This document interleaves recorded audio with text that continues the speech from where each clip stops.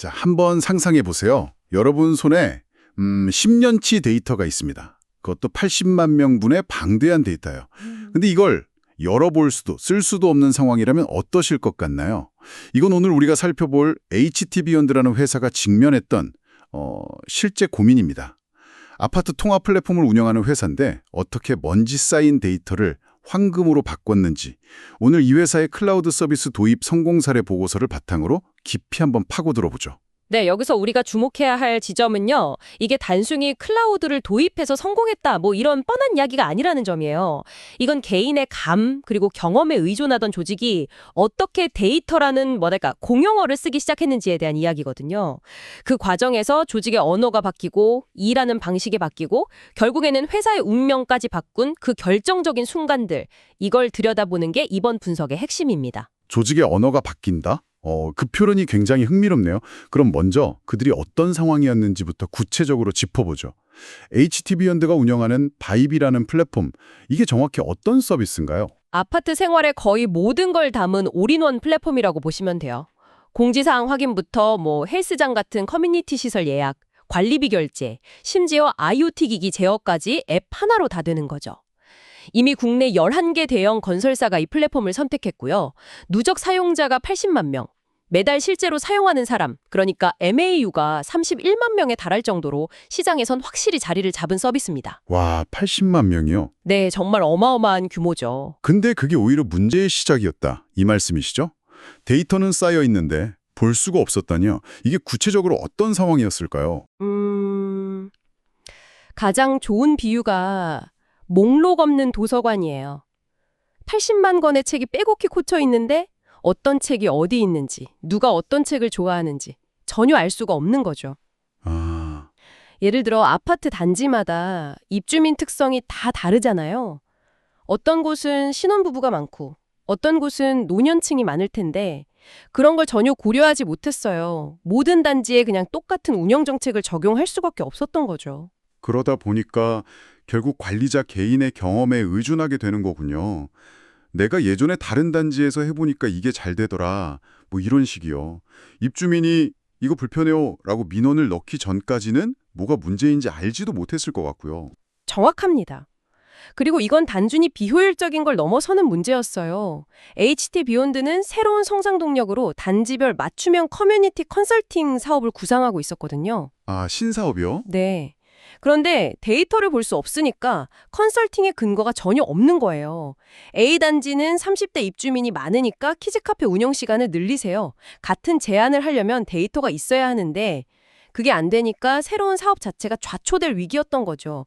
성장의 발목을 스스로 잡고 있는 그런 형국이었습니다. 그 잠자던 데이터를 깨우기 위해 꺼내든 카드가 바로 해클리라는 올인원 AI 그로스 플랫폼이었군요. 사용자 행동 데이터 수집부터 A/B 테스트, 퍼널 분석, CRM 마케팅까지 다 해주는 솔루션이라고요? 네, 맞습니다. 그런데 여기서 진짜 중요한 포인트가 있어요. 보통 이런 솔루션을 도입하면 이제 다 해결됐다고 생각하기 쉽잖아요. 그렇죠. 근데 현실은 다르죠. HT비욘드 내부에는 데이터를 전문적으로 다뤄본 인력이 거의 없었어요. 그러니까 최고급 요리 도구를 사셨는데 그걸 쓸 줄 아는 요리사가 없는 상황이었던 겁니다. 아, 그거 진짜 현실적인 문제겠네요. 도구만 떡 하니 있다고 해서 뭐 문화가 저절로 생기는 건 아니니까요. 그 문제는 어떻게 해결했나요? 이 부분엔 클라우드 지원 사업의 컨설팅과 교육이 정말 결정적인 역할을 했습니다. 해클 측의 전담 지원팀이 단순히 솔루션 설치만 해주고 끝낸 게 아니었어요. 아, 그게 아니었군요. 네, 거의 과외 선생님처럼 붙어서 데이터 설계부터 함께 고민해 준 거죠. 우리 비즈니스 목표를 달성하려면 어떤 데이터를 수집해야 할까요? 수집한 데이터를 어떻게 시각화해서 봐야 의미가 있을까요? 이런 근본적인 질문부터 시작해서 분석 방법론까지 전부 전수해주면서 내부 인력들의 역량을 단기간에 확 끌어올렸습니다. 잠시만요. 그럼 PM이 이 버튼 색깔을 한번 바꿔보죠 라고 제안했을 때요. 예전엔 그냥 디자이너랑 감으로 싸웠다면 이제는 좋습니다. 그럼 5%의 사용자에게만 먼저 적용해서 클릭률 변화를 데이터로 보죠. 이렇게 말하게 됐다는 거군요. 이건 회의실 풍경 자체가 완전히 바뀌는 수준인데요. 바로 그겁니다. 일하는 방식의 패러다임이 바뀐 거죠.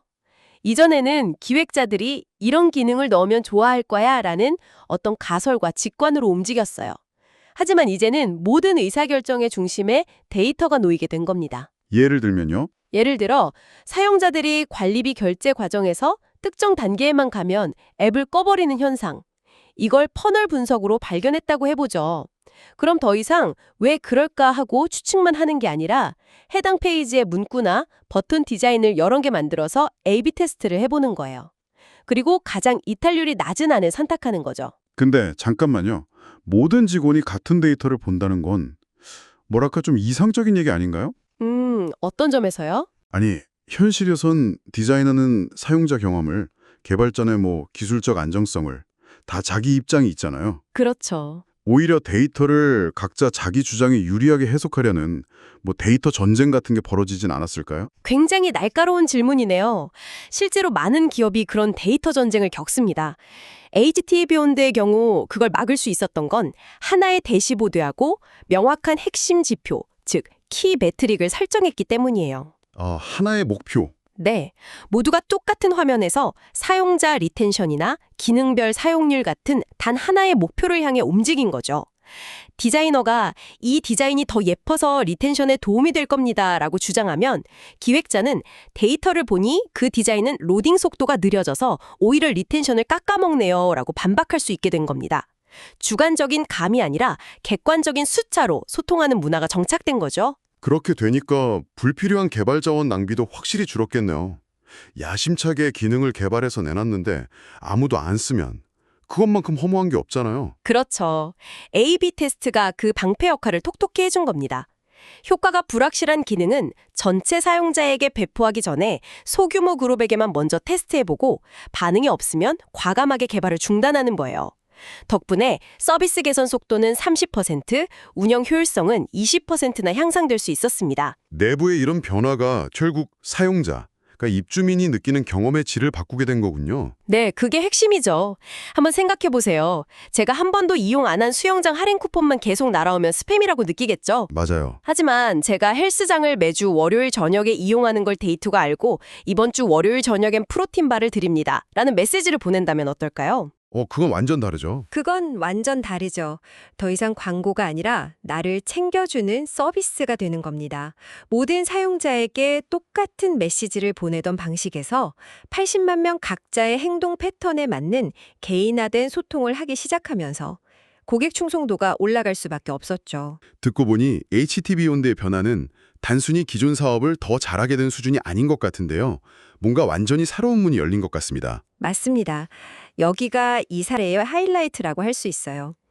HT 비욘드는 내부 문제를 해결하기 위해 쌓은 이 데이터 분석 역량을 밖으로 꺼내 상품으로 만들었습니다. 상품으로요? 네, 바로 단지 맞춤형 커뮤니티 운영 모델이라는 유료 컨설팅 서비스죠. 내부 역량을 상품화했다고요?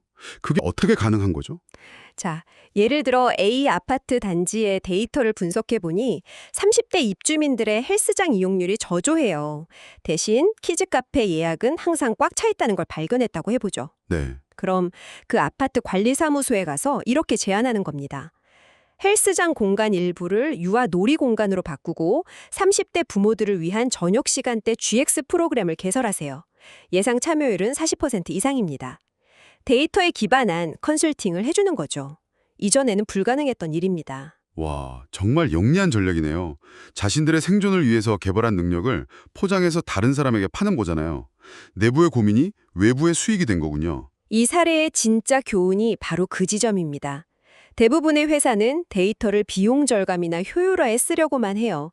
하지만 HT 비욘드는 그 단계를 넘어서 데이터를 분석하고 해석하는 능력 그 자체를 최고의 상품으로 만든 겁니다.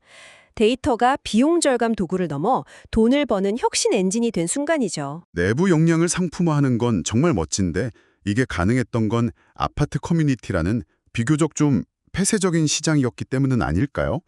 경쟁이 더 치열한 다른 산업에서도 이런 모델이 통할 거라고 보시나요? 저는 충분히 가능하다고 봅니다.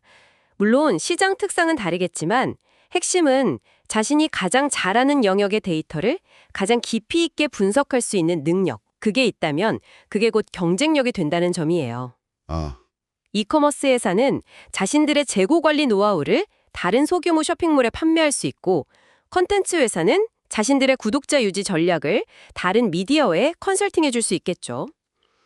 HT 비욘드는 현재 아파트를 넘어서 시니어타운, 오피스, 상업시설까지 이 모델을 확장하려고 준비 중인데, 이것만 봐도 이 모델의 확장 가능성을 엿볼 수 있습니다. 오늘 우리는 HT 비욘드가 10년간 잠자던 80만 명의 데이터를 깨워서 어떻게 직관에 의존하던 조직에서 데이터 기반 혁신 기업으로 거듭났는지 그 여정을 따라가 봤습니다. 기술 도입이 단순히 일을 편하게 만드는 걸 넘어서 조직의 언어와 문화를 바꾸고 결국에는 완전히 새로운 사업 기회까지 만들어내는 과정을 생생하게 볼 수 있었네요. 네, 이 사례가 우리에게 던지는 메시지는 명확합니다. 클라우드나 AI 같은 기술 도입은 IT 부서만의 일이 아니라 비즈니스 전략의 핵심이라는 거죠. 그리고 정말 중요한 건 쏟아지는 정보의 양이 아니라 그 안에서 남들이 보지 못하는 통찰력을 발견하는 것. 그리고 그 통찰력을 고객이 기꺼이 돈을 낼 만한 새로운 가치로 연결하는 능력에 달려 있습니다. 이 이야기는 우리 각자에게도 중요한 질문을 던지는 것 같습니다. 지금 여러분의 조직이나 혹은 개인의 업무 속에서 그저 쌓아두기만 하는 잠자는 데이터는 없으신가요? 그 데이터를 우리의 가장 큰 골칫거리는 무엇인가? 혹은 우리가 가장 잘 해결할 수 있는 문제는 무엇인가? 이런 질문으로 들여다봤을 때 어쩌면 그 안에 완전히 새로운 기회의 문이 숨어 있을지도 모릅니다. 한 번쯤 생각해 보시면 어떨까요?